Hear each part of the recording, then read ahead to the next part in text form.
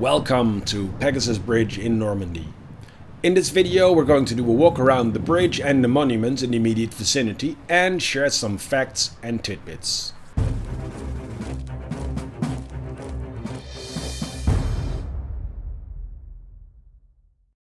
Before we go and explore the bridge area, we need to talk about the reasons that we're here. On the eve of D-Day, the night of June 6, 1944, 3 gliders with men from the British 6th Airborne Division landed next to the bridge with the aim to capture it intact. Through an incredible feat of piloting skills, the first of 3 gliders landed a mere 80 yards from the bridge, and the operation was a success, and within mere minutes after landing, the bridge had been secured. To give you a better understanding of what it looked like, here is a short clip from the movie The Longest Day, and it shows you just how successful the landing was and how close to the bridge they landed. So now, back to the bridge. Pegasus Bridge was originally called the Bénouville Bridge, and it spans the Caen Canal, connecting the towns of Bénouville and Ranville. On June 26, 1944, it was baptized Pegasus Bridge to honor the British Airborne Forces who captured it, and on their badge is the Pegasus, which is a winged horse from the Greek mythology that you can see here. Also, this picture is from the 12th of July 1944, and you can already see the Pegasus sign on display at the foot of the bridge. However, as you probably know, this is not the original Pegasus Bridge. This was replaced in 1994, only a couple months before the 50th anniversary of D-Day, much to the chagrin of veterans and history buffs alike. However, the bridge was in need of replacing, and you can't stop progress, apparently not even for the 50th anniversary. Luckily, the original bridge did not end up at the scrapyard. After being stored on a piece of barren land for a couple of years, it was sold in 1999 for the symbolic price of 1 French franc. The original bridge was then moved to the nearby and newly established Pegasus Memorial, a museum where you can go and see it for yourself. These are some pictures of the original bridge that I took in 2018. And the interesting thing to look for is the original battle damage. This is also a stark reminder of the cost of war, because it was on this bridge that Lieutenant Dan Brotheridge died. He was the first British soldier to be killed by enemy fire on D-Day. Again, back to the modern day bridge. Located directly at the foot of the bridge is an original relic of the battle, a German 50mm anti-tank gun. Even though it's in its original Tobruk bunker, it's not the original location. When the canal was widened with about 5 meters, they had to move the gun to a new location too.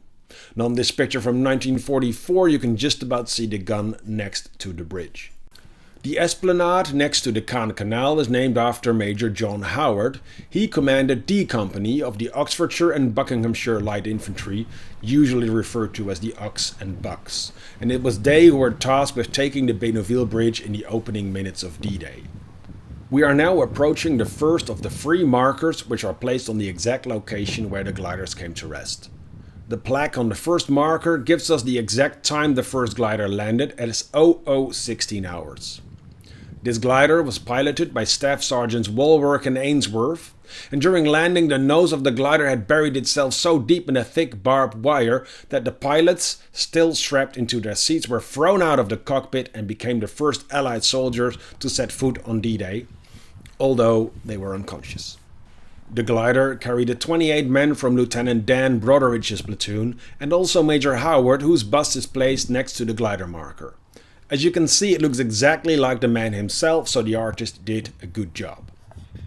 In a way, Major Howard still looks out over his objective, and from here you can also see clearly how close the glider landed to the bridge. Now onto the second marker. This is for the glider that was actually the third to land. It was piloted by Staff Sergeants Barkway and Boyle, and it carried 28 men from Lieutenant Smith's platoon. They had a very rough landing, having to avoid ramming into the first 2 gliders, and on impact the glider broke in half.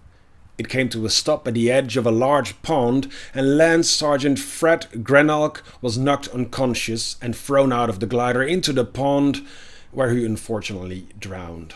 He was the first casualty of the operation, dying a couple of minutes before Dan Brotheridge. The third marker is for the second glider to land. And this one was piloted by Staff Sergeants Bullard and Hobbs, and it carried the 28 men of Lieutenant David Wood's platoon. Their mission wasn't to take the bridge itself, but to clear the trenches on the northeast side of the bridge, and the bridge you can see in the distance. As we walk back to the Esplanade, we're going to take a look at the memorial that was unveiled in 1954, and it may look familiar to you because there's a string of these type monuments all along the D-Day beaches and locations. Also, the next time when you watch The Longest Day, be sure to be on the lookout for it because it makes an appearance in the movie too. They filmed the Pegasus Bridge scene right here, and the monument had already been unveiled, so they had to work around it. Thus they sandbagged it and turned it into a German strongpoint that the men had to neutralize before reaching the bridge. Well, that's it for now. I hope this video sets you up nicely for your next visit to Pegasus Bridge, maybe even on the 80th anniversary. Thank you very much for watching, and if you enjoy my videos, please like them and subscribe to my channel. Cheers, and until we meet again.